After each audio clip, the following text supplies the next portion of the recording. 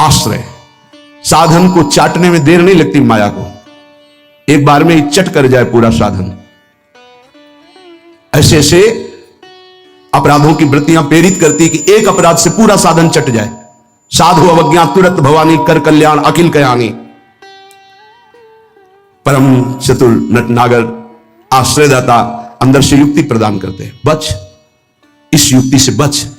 उन्हीं की माया है तो वही चाल जानते हैं बचाने की, इसीलिए कहते हैं मामेव ये प्रपद्यन्ते, केवल मेरी शरण में हो जाओ। माया तो इतनी प्रचंड है कि भगवान को भी भगवान मानने के लिए तुम्हारे हृदय में स्थान नहीं रखेगी, स्थान ही नहीं रखेगी, इतनी मलिन वृत्ति कर देगी, तभी तो दुर्गति कराती है। अगर थोड़ा भी भगवान का आश्रय है तो भगवान उसे बचाते हैं, इस माया के तूफान से उसे बचा लेते हैं। हृदय में पुनः वृत्ति जांच कीजिए इस बात की कि अपने आराध्य देव की जगह कोई वस्तु, व्यक्ति, स्थान तो नहीं ले रहा है, क्योंकि इसी आश्रय से आपको भगवत प्राप्ति होगी। हम प्रार्थना करते हैं इस बात को देख लीजिए, सब साधन एक तरफ, आश्रय एक तरफ। भगवान आश्रय को देखते हैं, वो हृदय से होता है। अगर बाहरी चूक हो रही तो मेरे प्रभु बड़े कृपा निधान हैं। ध्यान दीजिए, राहत ना प्रभु चित चूक किए की, करत सुरत सरबार हिए की। हृदय से इसने मेरा आश्रय लिया, बस। प्रभु का चित्त इस बात से पक्ष में आ जाता है उस उपासक के कि इसने मेरा आश्रय लिया है। राहत न चित्त प्रभु चूक किए की, चूक हो गई, गलती हो गई, प्रभु बिल्कुल क्षमा कर देते हैं उसको, क्योंकि आश्रित है, मेरी दुरंत माया है, जानते हैं, क्षमा कर देते हैं। यदि साधन बल है तो हिसाब आपको देना पड़ेगा। आश्रित हो तो आश्रयदाता संभाल लेंगे। बड़ा सूक्ष्म विषय आश्रय का है, भागवत में इसका वर्णन है। भक्ति का तो ये मूल है, भगवत प्राप्ति का ये सिद्ध स्थान है आश्रय, हृदय में। अवगुण करे समुद्र सम, गणत ना अपनो जान, ना गणत।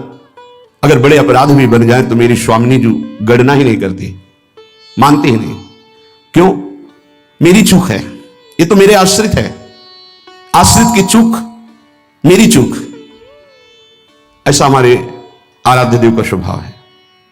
मेरे शरणागत की चूक मेरी चूक। जय विजय ने रोक दिया, शनकादि ने शाप दिया, प्रभु आए और कहा मेरे सेवकों के द्वारा किया हुआ अपराध मैं क्षमा चाहता हूं। मैं स्वयं मानता हूं कि मेरे द्वारा ही अपराध हुआ, क्योंकि सेवक का अपराध स्वामी का माना जाता है, मानो स्वामी ने ही अपराध किया।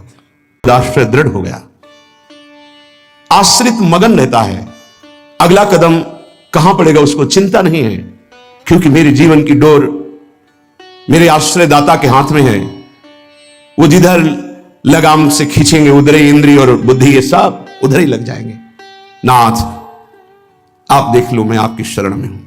बड़े बड़े महाभागवतों ने इसी आश्रय के बल पर मायावी नाना प्रकार के काम क्रोधात पर विजय प्राप्त की। ये बड़े मायावी, समझ में ही नहीं आता। अगर शत्रु शत्रु के रूप में आए तो समझ में आवे, लेकिन शत्रु परम मित्र के रूप में आ जाए तो समझना बड़ा मुश्किल होता है। शत्रु यदि रिश्ते नाते के रूप में आ जाए बड़ा कठिन होता है। तो मन बुद्धि का संबंध बहुत समय से देहाभिमान में है, देहाभिमान में ही ये सब छुपे हुए विकार बैठे हैं। पता नहीं चलता, ऐसा लगता है हम निर्विकार हो गए, पर विकार छुपे हुए सूक्ष्म रूप से रहते हैं, अवसर आने पर प्रबल हो जाते हैं। इसलिए उपासक आश्रय। देवर्षि नारद को प्रचंड माया का भगवान से प्रेरित होकर आक्रमण करना, मोहित हो जाना, बिल्कुल तन्मय हो जाना, पूरा प्रसंग में ध्यान से सूक्ष्मता से देखिए। वो कह रहे इस समय कोई साधन भजन नहीं होगा, बस मुझे ब्याह करना है। लेकिन उस समय भी आश्रयदाता की स्मृति नहीं गई। ये आश्रय जोर का होता है। विचार किया कि मेरा हितैषी कौन, बोले हरि। ये महाभागवत की स्थिति को बार बार प्रणाम है कि ऐसी प्रचंड माया के बीच में भी आश्रय नहीं भूले और एकांत होकर पुकारा, प्रभु पधारिए, हरिए सामने। कहा नाथ हृदय से प्रार्थना करता हूं, जी ही विधि होए नाथ हित मोरा, करो सुबेगी दास में पूरा। बलिहारी है, ऐसी प्रचंड मलिन माया के आक्रमण में भी अपने स्वामी को नहीं भूले। आश्रय हृदय में बहुत जोर का, तो स्वामी ने कहा, जे विधि हुई है परम हित। तुम हित की बात कहते हो? नारद, मैं अपने भक्त को कभी पतन के मार्ग में नहीं जाने देता।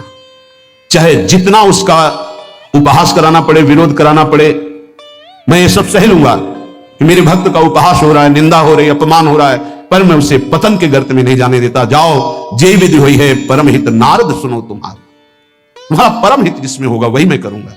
व्यासंबरी सुख सौनक भीष्मदाल ध्यान। सबसे पहले भक्तराज प्रहलाद जी का नाम, क्योंकि 5 वर्ष की अवस्था में निष्काम धर्म की चरम सीमा में आश्रय की भारी स्थिति में प्रहलाद जी को पाया गया। ध्रुव जी भी महाभागवत हैं, पर पहला नाम नहीं लिया गया क्योंकि उन्होंने अटल पदवी की आकांक्षा की। निष्काम धर्म की चरम अवस्था प्रहलाद जी की। नरसिंह भगवान प्रकट हुए और पूरी लीला करने के बाद प्रहलाद जी को गोद में बैठाल के कहते, मेरी आज्ञा है, आप वरदान मांगो। हाँ प्रभु, आपकी आज्ञा का पालन करने के लिए वरदान मांगता हूं कि मेरे हृदय में कुछ मांग ही न रह जाए। ये क्या वरदान? मेरे हृदय में कुछ मांग ही न, आपको पाने के बाद अब क्या मांगू, क्या पाऊं? आश्रय, दृढ़ आश्रय। ये देहाभिमानी की समझ में नहीं आएगा।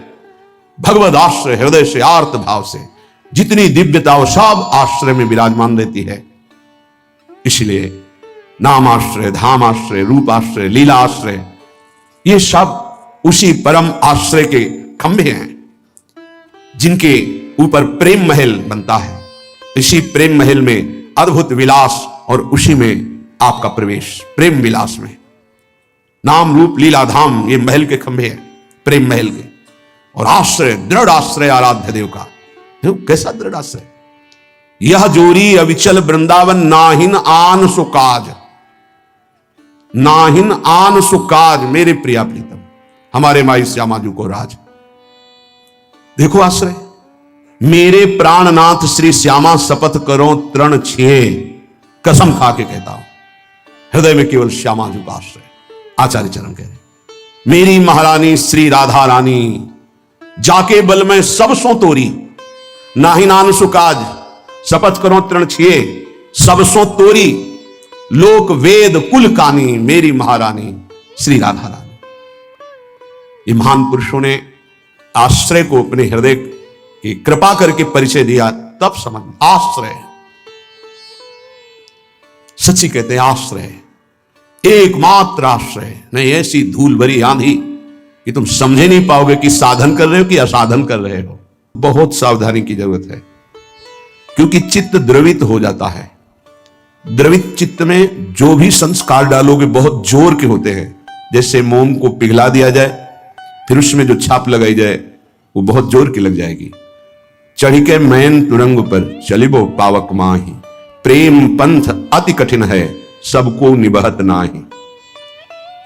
जैसे मोम के घोड़े पर बैठकर आग से निकलना हो तो कैसा खतरनाक खेल है, ऐसे द्रवित हृदय से विषयों को पार करना है। कोई भी आकर्षण, कोई भी व्यक्ति, वस्तु, स्थान अपना अधिकार बना सकता है हृदय में, क्योंकि द्रवित हृदय, एक बार छाप लग गई तो द्रवित हृदय की छाप को मिटाना बहुत कठिन होता है। इसीलिए उपासक को जब वो असावधान होकर विषय में फंस जाता है तो बहुत ही आसक्त चित्त पाया जाता है, क्योंकि निर्मल द्रवित हृदय का सीधे हृदय से प्यार करता है, वस्तु से, व्यक्ति से, स्थान से। नहीं तो हिरण कोई प्यार की वस्तु जिस प्रेम के कारण अपनी रानियों का, पुत्रों का, राज्य का, समाज का त्याग कर दिया, उस प्रेम के आगे हिरण क्या चीज था। पर द्रवित हृदय, छाप लग गई, अगला जन्म हिरण का हुआ। द्रवित हृदय उपासक का होने लगता है। मलिन हृदय की छाप तो मिटाई जा सकती है, यह सूक्ष्म विषय है। विषयों में खेल रहा है, कोई भगवान से मतलब नहीं, तो जब जगेगा तो उसका हृदय साफ किया जा सकता है। जब ज्ञान होगा, उसको सत्संग मिलेगा तो सुधार बड़ी तीव्रता से हो जाएगा, यदि कुसंग ना हो तो। उपासना के मार्ग में अपने आराध्य देव की जगह किसी को नहीं देनी चाहिए। उनकी जगह कोई है ही नहीं, समान ही नहीं, तो बढ़कर क्या है।